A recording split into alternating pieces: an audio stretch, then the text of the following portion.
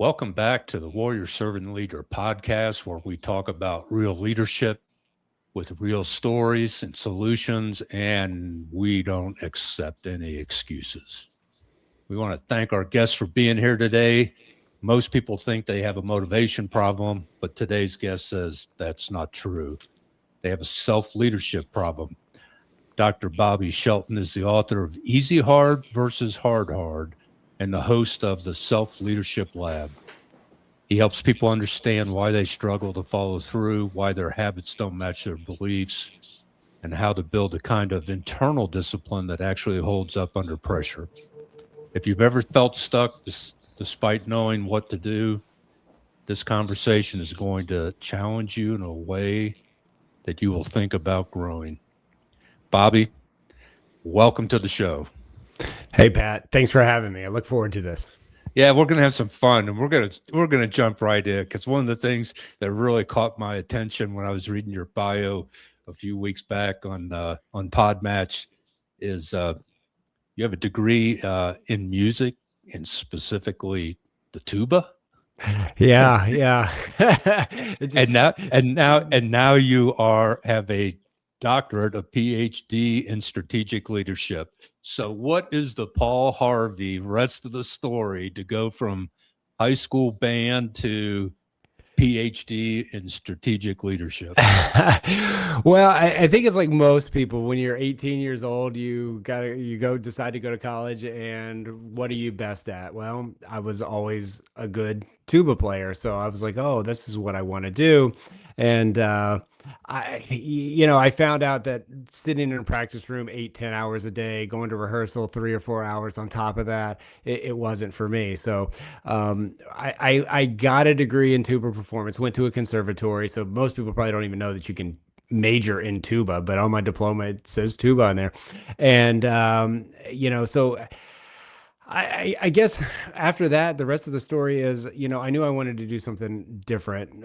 So I did join the Army for 4 years right out of college and played the tuba. My aspirations were to stay in the Army, but not be a tuba player, because, like I said, I was done with it. But, I had the skills and, honor my parents, that sort of thing to go on with the education they provided for me. And then just throughout my life, after my Army service, I ended up in the Washington, D.C. area. And I noticed that every single person around me was getting a master's in something. And so I went and got a master's project management and work in that field even today, in government acquisitions. And the whole reason I started the doctoral study is interesting, and it relates directly to self-leadership, because I was a depressed person. I had given up on life. To look at me now, you wouldn't know this, but 6 years ago, I weighed 354 pounds. I wasn't suicidal, but I was close. And part of my process of getting better started with the physical. And why I was able to lose 180 pounds, which is an achievement I understand, but it didn't fulfill me, because I still didn't like myself, Pat. I still couldn't lead myself. And at the time, I thought I needed to suffer. And I got an email that said veterans can enroll in a local university. I call them up. I said, because I said to myself, I hate reading and writing. What better way? Little did I know what I was in for. But so I called them right away, and they gave me two options: organizational behavior or leadership or something like that, and the strategic leadership. And what it really came down to was, one was 51 credits, the other one was 60. So I went with the 51 because I wanted to suffer, but not that much, Pat, right? And so, but I am so glad I chose that. And even the admissions counselor, when I was talking to them, said, hey, I didn't even tell you what the courses are about. And I said, well, I don't really care what the material is. This is about achieving something, right? Because I thought the award, the recognition, I thought if I became Dr. Shelton, I would like myself. Well, thank goodness I chose the field of leadership, and I really honed in on self-leadership, which is the ability to lead yourself before you can lead others. I've now redefined it for myself as govern your inner world so you can then show up for the external world, because how we lead ourselves and how I wasn't leading myself was the biggest default in my life. And being forced to read, study, interview, and do all the things you had to do over those 3.5 years really set that into me. So I'm eternally grateful. But that's kind of how I got there. And I know it's a weird path, but the tuba performance is a great icebreaker, party opener. Because how many tuba players have you met in your life? And then even fewer with the degree if you've met a few. So. Oh, wow. And my wife told me I had to ask you this question. Mhm. Because she was a uh, in the school band and stuff like that way back in the day, and I said, oh, yeah, he was a tuba player. She goes, ask him if he played the French horn too. No, never played the Okay. French. Never played the French horn. So a little bit of trombone, and then the baritone or euphonium. Played that a little bit, but none of them like the tuba. I don't know. And they gave me the tuba because I was too uncoordinated with the trombone slide. I couldn't get the yeah. So anyway, You whacking somebody in the head in front of you. yeah. I bet they wish. I bet they wish that's what I was doing instead of like playing wrong notes all the time and being But Oh, that's funny. That's funny. So, man, kind of listening to you, it's like you kind of had a season of Job, life is suffering, and then throw in a little Ecclesiastes there of life is all vanity, all things are vain, um, and then you had that almost the Saul, later to be known as Paul, awakening kind of deal. You had that aha moment. How does all that? How has, I guess, your philosophical outlook, your worldview, changed? And I want to get talk because there's a huge debate going on here, not between you and me, but motivation versus discipline. Yeah, how do you reconcile when you just don't feel like doing something, and then you feel like you're failing? yeah, yeah. Let's start with the philosophical, transformation that happened. I tell you, I went to Liberty University for my doctorate, and they're a Bible-based school, Hmm. and I went into it because I grew up in a Baptist, family, church 3 times a week, Christian school all the way through grade 12. So I was well versed, and so I entered that saying, well, I can play this game, and because I know the Bible. I mean, when you have 18 years of being embedded in biblical wisdom and knowledge and all that, I knew how to play the game. But here's the fun thing about that. Here's where the philosophy changed. It's not a game. And what got me to my knees and my awakening moment was the two greatest commandments. And for those who don't know, it says, love the Lord your God with all your heart, love your neighbor as yourself. So that whole as yourself part hit me like a 2x4 right in between the eyes because I'd heard that my whole entire life. And of course, we have the golden rule, treat others as they want to be treated. It probably stems from that, right? And I realized two things. First of all, I had made myself my God, but I didn't like myself, Pat. I Mm. certainly didn't love myself.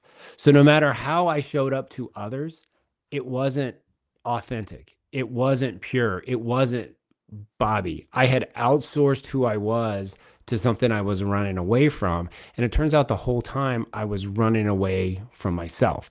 Okay.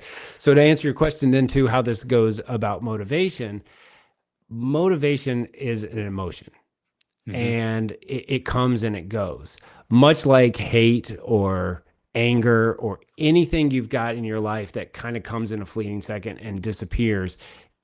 Motivation is one of these things, though, that we draw on because everyone's like, oh, I'm not motivated. How many times have you heard that? I'd go for a run today, but I'm not motivated. Well, who cares if you're motivated? It's, are you inspired? And the inspiration and the discipline to be inspiration, to have that inspiration go comes from exactly what we just talked about. It's your philosophy. It's who you are all the time. What are your non-negotiables? I've recently been diving into Stoic philosophy and comparing it with the biblical perspective, and I find that even though the two are misaligned as far as the end concept of them, they're very much the same. And the Stoics talk about you need to develop your philosophy, you need to develop your character. Marcus Aurelius describes it as you're like a rock in the ocean, and the waves just hit you every day, but you're still a rock. You don't change. I say all that to say that in my life, I was always seeking motivation, like the weight loss. I can't tell you how many times I said, I'll start after the holidays. I'll start after this. Liking myself. I said, I'd like myself if I'm a doctor. You name it. We all have these excuses. I'm sure Mm. every listener is like, oh, well, this was it for me. Yeah, it's all individual. The thing is once I started building my own philosophy and I rooted in the Bible and, reliance on God, and I started serving the one true God, I didn't need motivation anymore because I have inspiration. And what's the greatest inspiration that we can have is faith, hope in the future. And all those things were brought to me through this path that kind of took me out of my own funk, which was my own doing. Like Mm. no one around me saw me as I saw myself, but yet I refused to see it until I realized that like this was my God. And and it might not be yourself too. I challenge all the listeners. What is your God? It could be golf. It could be your career. It could be you name it. If it's anything that takes you away from, loving God, loving yourself and loving others, then no matter how much motivation you have, you're never going to go out and do what you want to do. And you're actually just making yourself more entrenched in whatever's making you unhappy or dissatisfied in life. Wow. And I think one of the things we'll go, I tell guests, I have to kind of like give you a trigger warning. I'm like that Irish setter out in the yard and I got a lot of energy. And then there goes a squirrel and off I take. And one of the things that the squirrel, was the word love. And so many people think of love as just an emotion like happiness, like anger, like hate, all those different things that you talk about that come and go, when in reality we use the word love. And I don't want to get into, the Greek, the agape, all the different kinds of love, because I get lost in those conversations. And and but here is the aha moment because of that, the greatest commandment: love the Lord your God with all your heart, with all your mind, with all your soul, and all your strength. Nobody ever defined for me heart, mind, and soul, for starters, especially the soul part. And then nobody ever defined for me the word, what does that love mean? What does love mean? And I'm not big on acronyms. You were in the Army, so you guys, military, you have acronyms for everything. And actually, I don't even know how I did this. Just staring at the word love, I go, okay, love's an acronym. And here's what it means to me: live out veritas every day. And veritas is truth. Well, what is the truth? It's right there in scripture. I'm the way, the truth, and the light. And so that helped me focus on getting away from, you hear people, oh, I fell in love, or we're not in love anymore, I fell out of love. And like it's something accidental and not intentional. So kind of along those lines, yeah, you had your aha moment, but how did you not fall into that? Well, love's an emotion that comes and goes and may be dictated by circumstances or losses or things outside of my control, which the Stoicism kind of reaches into that kettle. That's the first time anyone's ever asked me a question like that. So, I'm overwhelmed by it because you're absolutely right. Love can be an emotion, right? You say, I love pizza. Do you really love pizza?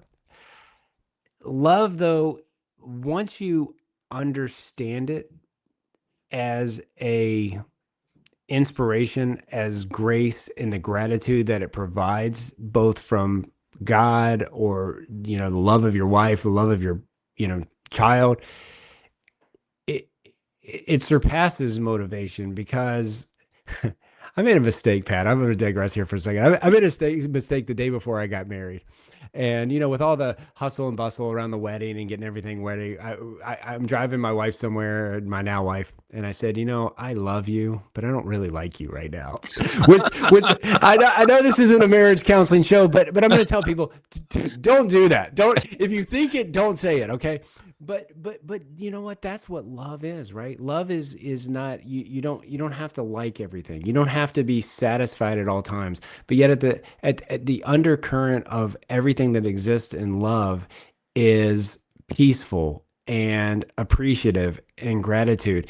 And what I found is when I started outsourcing my soul to professional gains or things I was pursuing that weren't aligned with who I am, my soul, as you mentioned earlier, what's your soul?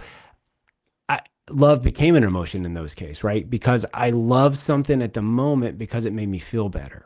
Hmm. But now sometimes love doesn't make you feel better.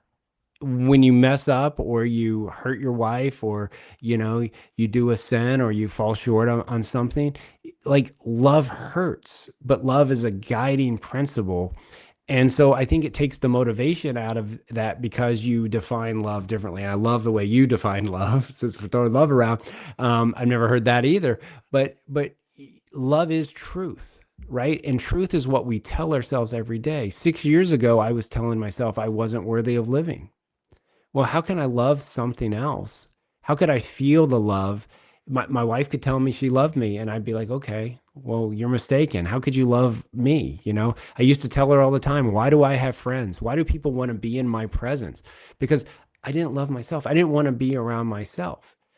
And there's days now that I don't like myself, right? Or I don't like my behavior, but I Hmm. still love me. And I still know that God loves me. And I know that you love me and my wife loves me and everyone around me is loved. So it stops being an emotion and it becomes like part of your being. I hope that makes sense. I know that was Oh, kind it of a does. long one there.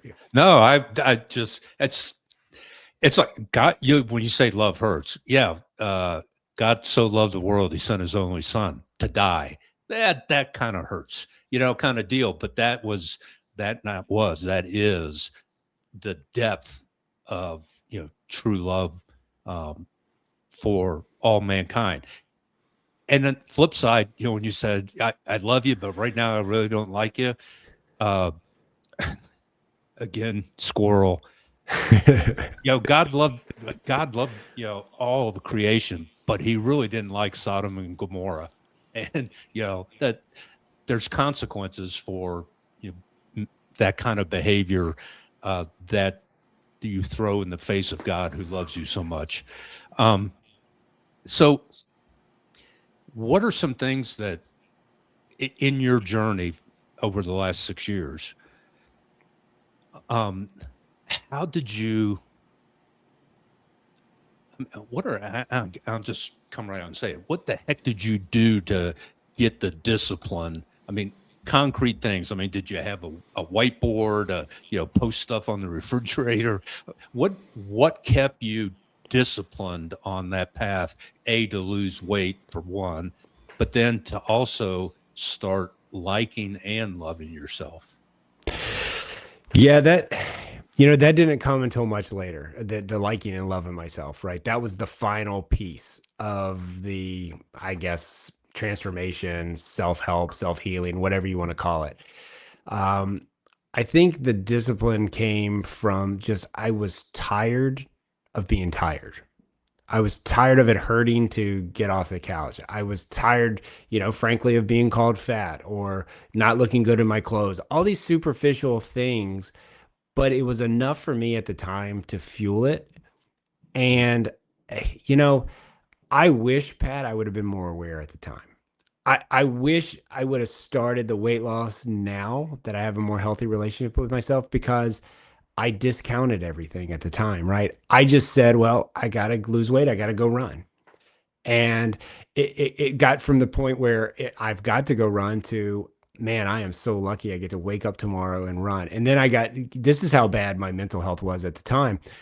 I would wait to the worst weather conditions in any given day. Like if it was summer, I'd wait till the peak. I'd look at the weather and say, well, it's going to be 95 degrees at 4 o'clock. That's when I'm running. In the winter, I'd look like, oh man, it's going to sleet and snow at 4 a.m. So I'm getting out of bed and I'm going to go out here and do my stuff then. Because again, I confused discipline with suffering at the time. Mm. And I, the real thing that I don't understand is suffering is also an emotion, but I allowed suffering to last for a long time. So suffering became my discipline.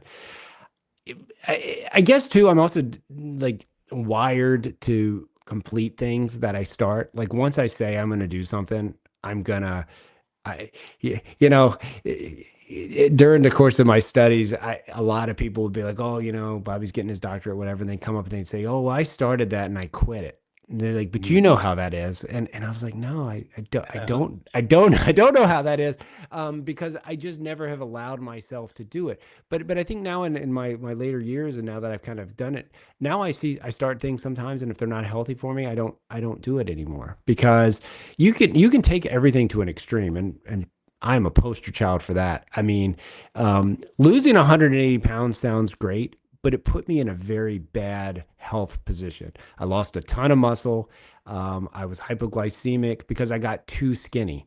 Because I basically, I mean, I never was clinically diagnosed with it, but maybe it was like even like a little bit of male anorexia where I was outdoing what my body was capable for. So eventually it all breaks, right? Just like the mental health, it eventually all broke. So the discipline I have today, though, is completely different because I don't do anything for show or anything. I do everything for the purpose that I want. And that purpose is to help one person not be where I was 6 years ago. If I can, the greatest joy in my life right now is if some person's going down that path and they hear what I say, that there is hope. Because there's nothing special about me, Pat. I'm just a normal dude, live a normal life. I don't want anyone to break to that point. They say alcoholics a lot of times won't get help until they hit rock bottom. Well, I wasn't an alcoholic, but I was a mental alcoholic, if you were. I was so badly beaten up mentally that my only way out was discipline. So today, though, because I have this purpose and everything that I do is centered around this purpose, I don't even see it as discipline. I just see it as what I do every day because I get so much joy out of it. Even when I'm tired, even when I'm whatever, I get I get such a good feeling out of it that I don't need to be disciplined anymore. And I think that's where everyone needs to find in their own path. You don't need motivation. You don't always need discipline. What you need consistency. And you need to do something every single day. And I can't tell you need to do it for 40 days. You hear all these habit guys, it takes 40 days to do a habit or whatever. Well, if it takes someone 40 and it doesn't work for you, go 80. If 80 doesn't work, go 160. Always do self-evaluation and self-analysis of where you are because you're going to know at a point. Like I'll give you another example. When I was super overweight and people would tell me like working out, they'd tell me to work on my glutes, feel my glutes in this exercise. I'm going to tell you right now, you're 354 pounds. You're not feeling your glutes. But you know what? I trusted in those people because they were experts in their field. I consistently did the exercises they told me to do. And then one day I felt my glutes. And that's the whole thing about discipline. Discipline is not immediate results. Consistency is not immediate results.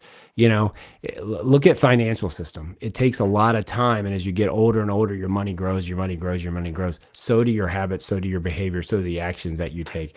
So I know that was I didn't really answer your question about discipline, you did. But if I ever find out what discipline, what I tapped into, one, I'm going to write a book about it, Pat, but two, I will call you and tell you because that is the missing element in my whole thought process over that transformation.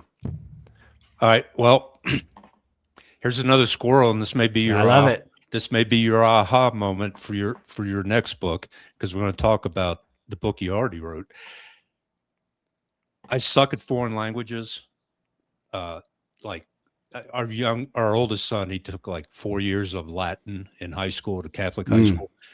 And I'm like, Ryan, why'd you take Latin for 4 years? He's like, Dad, if I can speak Latin, I can speak any language because it's the basis of most modern, languages. And I said, okay. So, but I suck at foreign languages. But I do know this with respect to the word discipline, the root of the word discipline, there's a Latin word for it.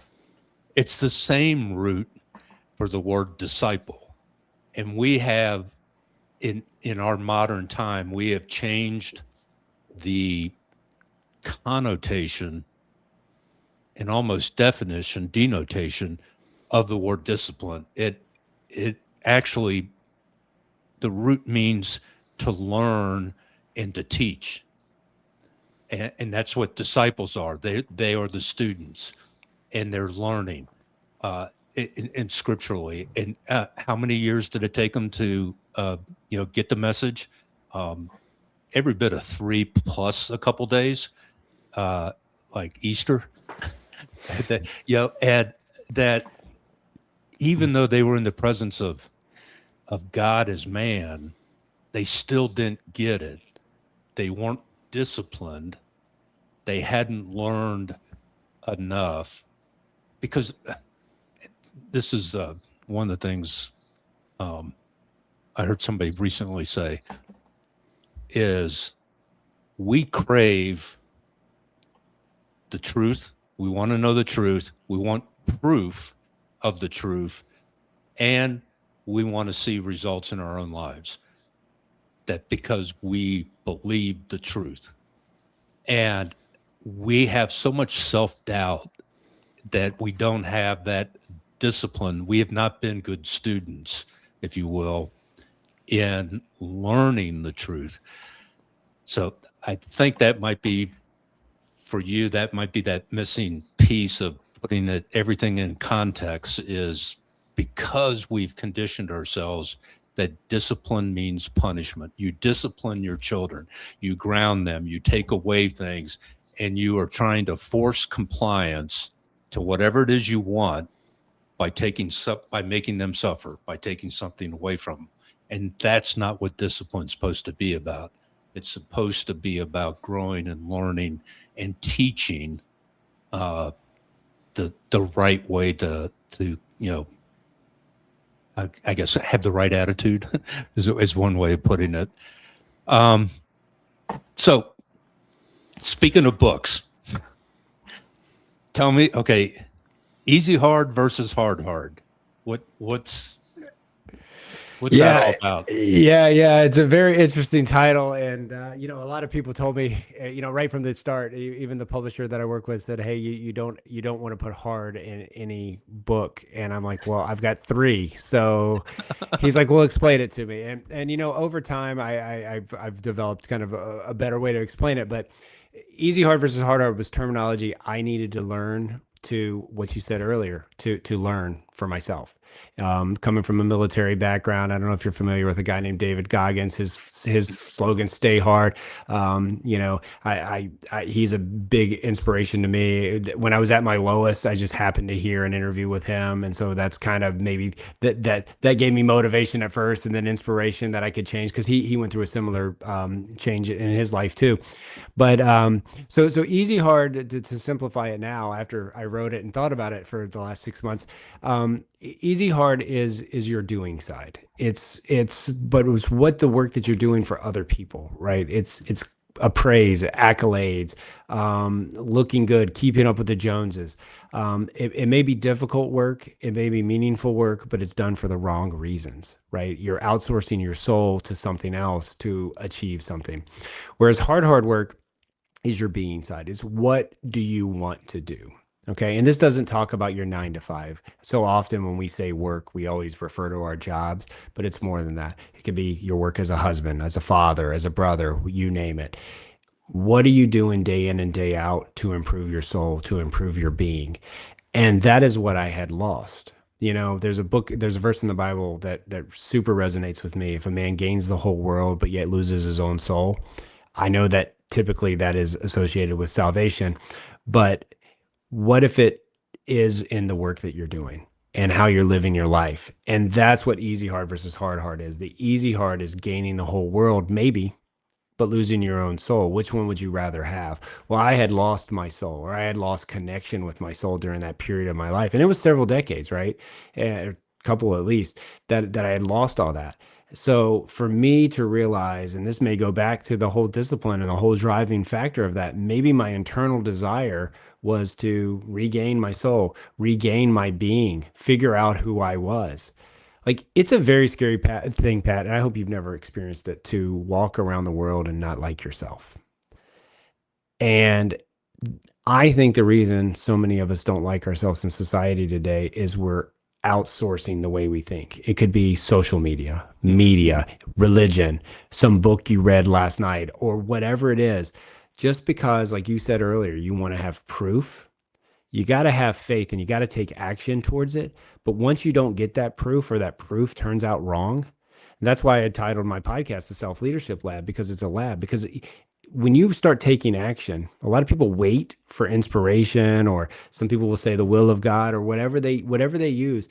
You're never going to know if it's right. You're never going to get that proof, right? You've got to take that step forward. And that's what hard's all about. You might get it wrong several times. Like, you'd think getting a doctorate's a hard. It wasn't for me. It turned out to be. That's the beautiful thing about it too. You can start something for the wrong reason and get results from it for the good reason, because your perspective and doing it, you can try things on. So that's where the whole concept came up with. And it kind of is just like my life story in a way, but it's also what I hope is a hope and inspiration to people that, hey, look, you can do it. There's people around you, but it's got to start with a self-assessment. Like, where am I at today? Where do I want to go? Then self-evaluating yourself along the way. Did the path I take, is it easy hard, or is it hard? Only you can tell that. You know, in science, they always say an N of one. Well, human behavior, you're an N of one, and who knows yourself better than you know yourself? And then the last part of the one of the most powerful chapters to me is, what are you going to do with this information? And this is where that taking action, we can read every book. We can listen to every sermon. We can go to a Tony Robbins event, or all these things. But really, when the rubber hits the road, is, what are you going to do with that? Like, how is it going to transform your life? And I can't take credit for that, because one day I was talking to a coach friend of mine, actually in Colorado, quite near you, I think. And, I was, when I was in this period where I was kind of depressed and everything, I didn't like being in social settings, and I had to go to a networking event that night. And this guy, he's the calmest guy. I'm kind of more energetic. He's just the calm and soothing guy in the world. And he goes, well, Bobby, what are you going to do with all the information that you know? And it resonated with me. And so I wrote a whole chapter about it. I give him credit for it. But really, I think that's what it all comes down to. What are you going to do with what you do? And that's what hard's all about. All the knowledge I got when I was a young child, I ignored it. All the pitfalls and depression and all these things I created myself in my 20s and 30s, I ignored it. It wasn't until I took all the information, like you said, that proof, and realized that the proof wasn't in the pudding. So get another bowl of pudding, then get another bowl of pudding. Yeah. And eventually you put it in your mouth and it tastes like the pudding that you desire. Yeah. Wow, man. So much to unpack there. So the one thing, what you shared, like that you were talking about, that you lost your soul, or you were trying to, find yourself. And it takes me back to that greatest commandment: love the Lord your God with all your mind, with all your heart, with all your soul. And it wasn't until I was in my 40s, and I'm pushing close to 70 now. So I went a long time, and I was raised, I'd never been to public school. I went to Catholic schools from first grade all the way through law school. So, I was immersed in the Roman Catholic Church, and I'm a practicing devout Catholic. Not always, but I am now, compared to, your being raised for K through 12 in the Baptist arena. And it wasn't until I was in my 40s that I finally learned what is the definition of a soul. And it's everything that makes you unique in the eyes of God. And it took me to Jeremiah, where it says, I knew you, and the translation is, I loved you. I knew you before you were formed in your mother's womb, and I consecrated you, designated you for a purpose before you were born. Mm. And that helped me come to that realization of what that means with all my heart, which is that not the thing beating in your chest, but your heart is where you go for those most, it's your most inner self you go to for making the big decisions. And you do your reflections and meditations and all that. You ask yourself those big questions. What's the meaning of life? You go into your heart, your heart and your soul, what you were gifted and talented and designated, consecrated for. And once I grasped that, the discipline part became much more manageable. Still Mhm. have ups and downs, and I don't want to go to church this Sunday. Yeah, whatever. Those excuses were, and then this aha moment only came to me in the last year and a half. He was uh, born in 1999, died in 2016, I think 2015. Carlo Acutis, and he's the first youngest in this century, youngest saint in the Catholic Church. And this was one of the things he said: "We're all born unique, but sadly, many of us die a photocopy of something else." And I Mm. think that's where you're lost. You're trying to find yourself by, and you're probably not old enough. Well, yeah, you would be. Michael Jordan, be like Mike. You want to be like somebody else because in your eyes, man, they've made it. They're successful. So much that's, I think, when you talk about the easy hard versus the hard, that kind of puts it in context for me of, man, I know what you mean because of that 60 some odd year journey I've been on. If you haven't read this book, and I've mentioned this to our audience in the past, uh, Lieutenant Colonel Jason Van Camp, Army Special Forces guy, was stationed at Fort Carson here in Colorado for a while, lives in Utah now. He wrote an incredible book I think you would find you could really relate to, particularly in this easy, hard, um, versing thing called Deliberate Discomfort. Mm. And he has a 90-day challenge in there. And I mean, it is brutal. And I'm not talking just physical. In fact, I washed out. After about 3 weeks, it's like, and he does checkups on you every week. And one of the things is reconnecting with people every day. You have to reconnect with somebody that you've lost contact with for whatever reason. Do that for 90 days. And if you miss one day, it's like being in the buds, or you're out. You rotate back, you go back to day one kind of deal. But it's a fascinating book that I think you would find a lot. I've read it 3 times. First time I read it cover to cover. Second time I read it with a notebook or a pen and a highlighter. Third time I did a notebook. I took 17 pages of notes. Wow. It's that incredible of a book that falls right into your wheelhouse of strategic leadership. Oh man, I got so many notes written down here.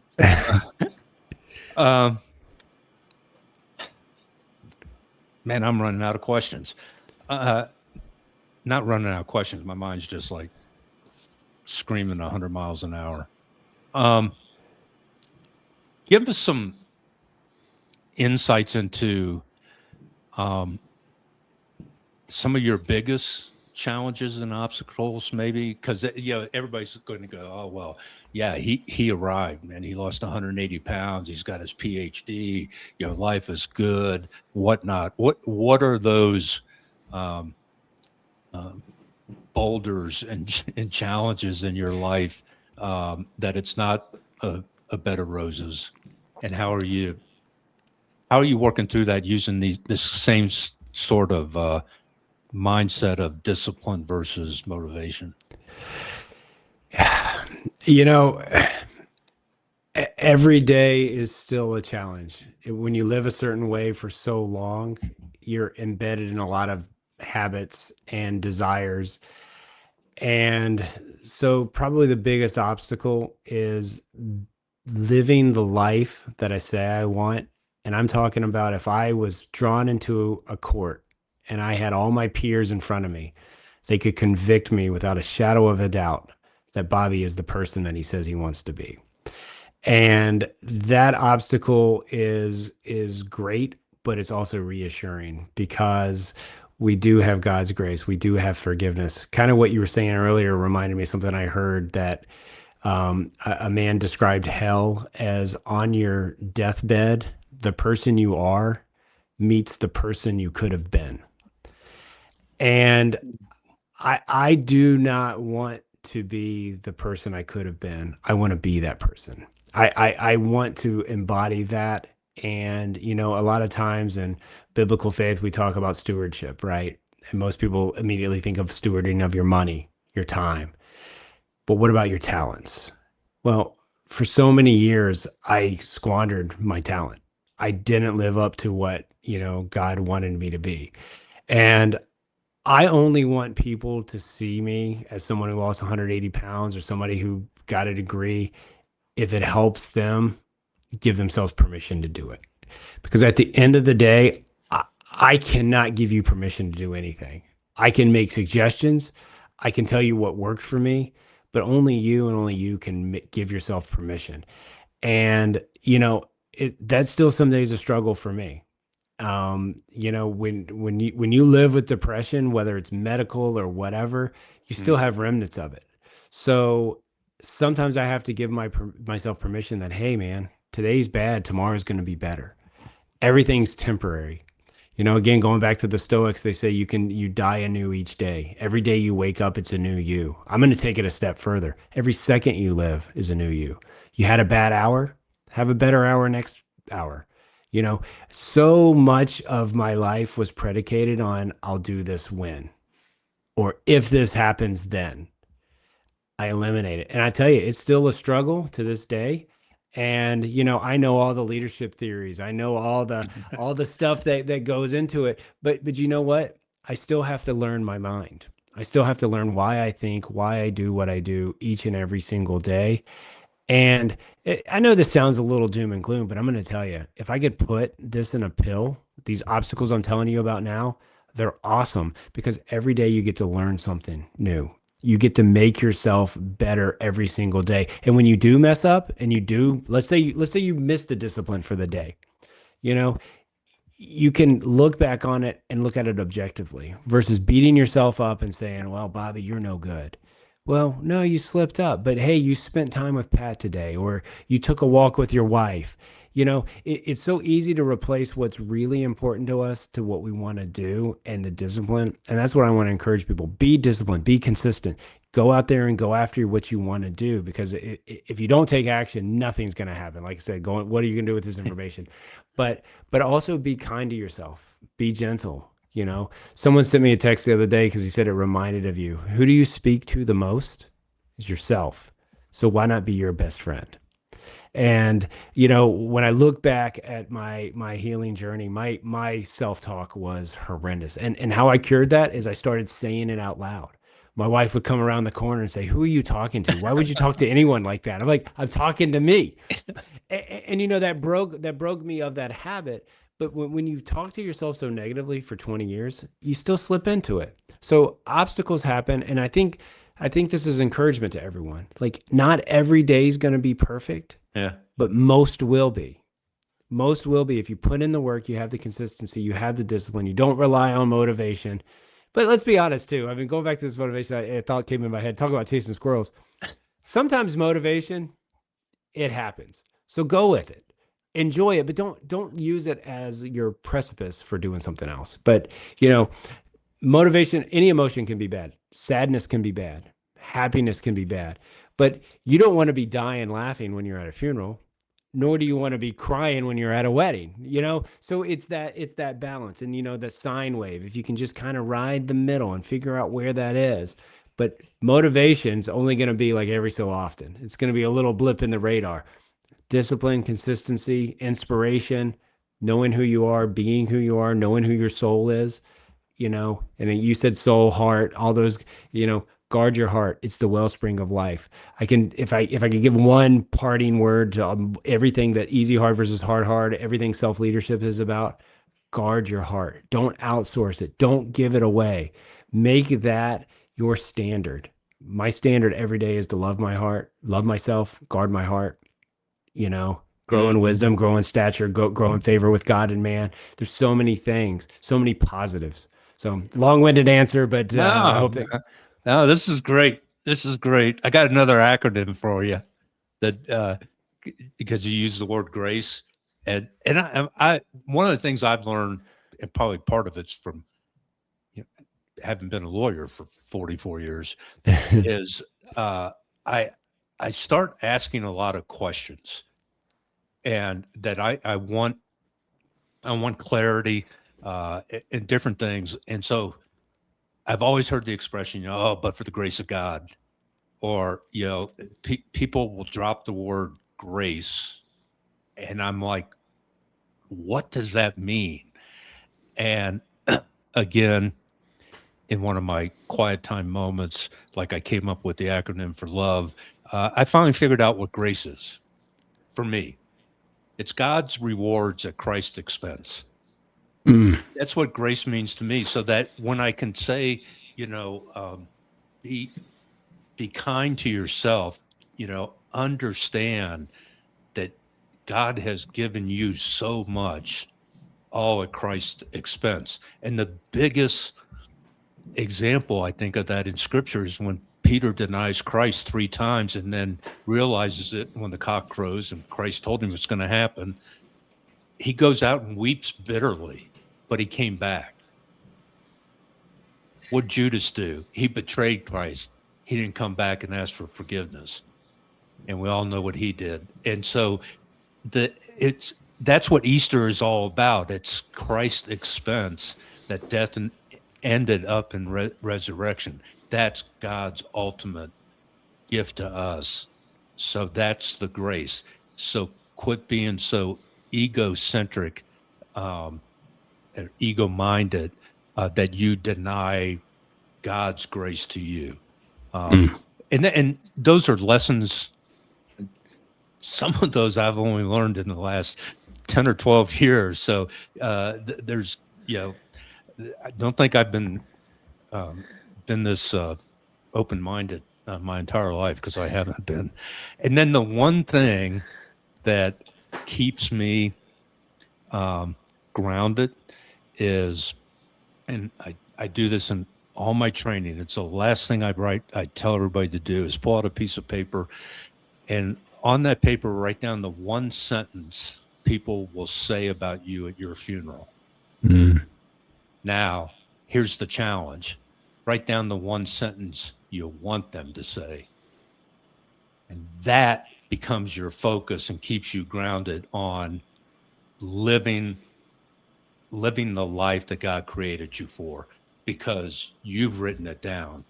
At my funeral, I want people to say this. And do that as a kind of as an experiment. I'm sorry for the next funeral you have to go to, but when you go to that funeral, listen to what people are saying. And they're sharing how that person who's now gone impacted their life. What do you want them to be saying about you? And that's kind of a sobering kind of thing, but it is also a very freeing kind of thing, because it puts you in control of that sentence. So, man, this is fun. I love having these conversations, and I want to thank you so much, Bobby, for being here and sharing. How can people, your books, or how can they reach out to you if they want to learn more about the easy hard versus hard? Yeah, no, and thanks for having me again. Yeah, if you're interested in the book, it's available on Amazon. So just Easy Hard versus Hard Hard. Trust me, there's not another one, so you won't get confused. And also, I have a website, Easy Hard versus Hard Hard, and that'll take you to all my links. If you're on LinkedIn, you can reach out to me there. Egotistical plug here. It says Dr. Bobby Shelton, but that's where I'm at there. I also started launch today, actually, on Substack. You can find me at the Self Leadership Lab, which is the name of my podcast. But I launched a new effort today. It's called Stoic Faith, where I take Stoicism in the Bible, compare them, write a little bit of a comparison, and give inspiration to people. And at the end of the day, since you've thrown out a couple acronyms, I want to leave you with this one, because this is what I want to leave my mark on the world is hope. Okay, the grace of God that you described earlier allows us hope, because if God can forgive me, why can't I forgive myself? And the hope, here's the acronym for you: has one person ever. I didn't come up with that, Pat, like you, but someone gave it to me and it stuck with me. Has one person ever? Well, if I'm the one person, there's probably millions, billions more that have done it. Why not you add to that collection? Have hope, have faith. I believe in you, Pat. I believe in your audience. Give yourself the authority, the permission to believe in yourself. And that's what I really hope all this journey that I've been on can convey to others. So, yeah, please reach out to me. You can always send me an email as well. I'll do this if you want more. It's Bobby Shelton at easyhardversushardhard.com. Feel free if you want to talk more, or if I can provide you any kind of inspiration or guidance, I'd be more than happy for any of your listeners to reach out to me. Awesome, man. This is so much, and we'll put a lot of this in the notes for people, because if they didn't have something to write on. So, Bobby, thank you for our listening audience. I have to thank you. It's because of you we're now in over 40 countries. Keep liking, commenting, sharing the Warrior Servant Leader podcast with your friends, and we'll grow this community of warrior servants and leaders together. Follow us on, obviously, on Warrior Servant Leader Podcast.com. Pat Welsh, JD, and that's not ego, because you talk about, you put Dr. Bobby Shelton.